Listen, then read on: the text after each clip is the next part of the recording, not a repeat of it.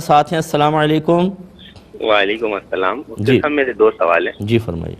مفتی صاحب پہلا سوال یہ ہے کہ مسجد کے مائک پہ ذکر الہی کرنا صحیح ہے یا نہیں، اور دوسرا سوال یہ ہے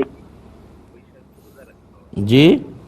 کوئی شخص روزے میں رمضان کے روزے رکھا ہوا ہے، اچھا، اور رمضان وہ بجلی چوری کر کے کنڈا چلا رہا ہے، یعنی کہ کنڈے کی بجلی سے وہ اے سی میں یعنی کہ آرام فرما رہا ہے، تو کیا اس کا روزہ قبول ہوگا؟ اچھا بتاتا۔ اور یہ لے لیتے ہیں، دیکھیں مسجد کے مائک پر ذکر الہی اگر لوگوں کے لیے باعث تکلیف ہو تو بالکل جائز نہیں ہے۔ یہ لوگ سمجھتے نہیں ہیں، بعض وقت قرات لگا دیتے ہیں، بلند آوازوں سے نعتیں لگا دیتے ہیں یا ذکر الہی کر رہے ہیں، محلے میں کوئی بیمار ہے، کوئی بیچارہ سونا چاہتا ہے، اس کو کل ڈیوٹی کے اوپر جانا ہے، لیکن کوئی پرواہ نہیں ہوتی، بعض جگہ میں نے دیکھا، اور اتنا بلند آواز سے ہوتا ہے کہ کچھ انتہا نہیں۔ اور اگر کوئی منع کرنے کی کوشش کرے جو کہ قرآن و حدیث کے عین موافق ہے تو وہ اس کو فوراً یا تو مسلکی اعتبار سے اس کو لے جاتے ہیں کہ نہیں بھئی یہ دوسرے مسلک کا ہوگا اس لیے منع کر رہا ہے، اور یا پھر فوراً ایموشنلی ایک اٹیک کرتے ہیں کہ یار تم دین کے کاموں کو روک رہے ہو۔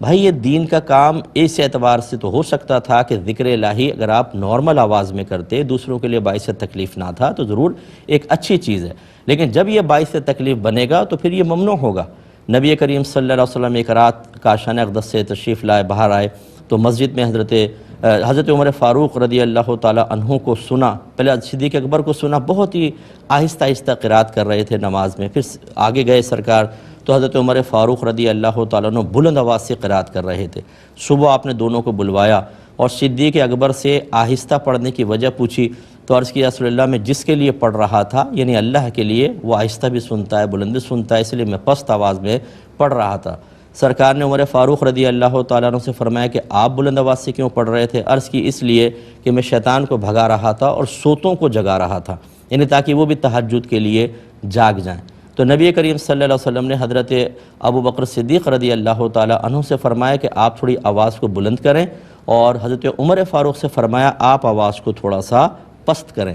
یعنی آپ کا ارادہ بہت اچھا ہے، لیکن ہر ایک تہجد ضروری ہے کوئی پڑھے۔ اگر کوئی خاتون ہیں گھر میں، وہ حائضہ ہیں، ان کے اوپر تو نماز بھی فرض نہیں ہے، وہ بھی انہیں بھی جاگنا پڑے گا، تو اس طرح اور بیمار بھی ہوتے ہیں، بچے بھی ہوتے ہیں، اس لیے رحمت کونین صلی اللہ علیہ وسلم نے آواز کو تھوڑا پست کرنے کا حکم دیا۔ اس سے سمجھیں یہ دیندار طبقہ جو ہے، اب یہ بہت سے مجھے بھی برا بھلا کہنا شروع کر دیں گے، یہ سمجھنے والے نہیں ہوتے ہیں، یعنی ہر ایک کی بات نہیں کر رہا ہوں، لیکن بہت سے ایسے ہوتے ہیں کہ دیندار بنتے ضرور ہیں لیکن خود دین پر چلنے کے لیے تیار نہیں ہوتے، وہ اسی کو دین قرار دیتے ہیں جو ان کی سمجھ میں آ جائے۔ باقی اگر کوئی پیار محبت سے سمجھا رہا ہے اور صحیح بات سمجھا رہا ہے، کہتے ہیں ہمارے یہاں تو سالہ سال سے ہو رہا ہے، یعنی اگر آپ سالہ سال سے خلاف سنت کام کر رہے ہیں، لوگوں کے لیے باعث اذیت بن رہے ہیں، تو آپ کے سالہ سال سے وہ کام ہونے کی وجہ سے اس کو کرنے دیا جائے، آپ کے سالہ سال کو دیکھ لیا جائے،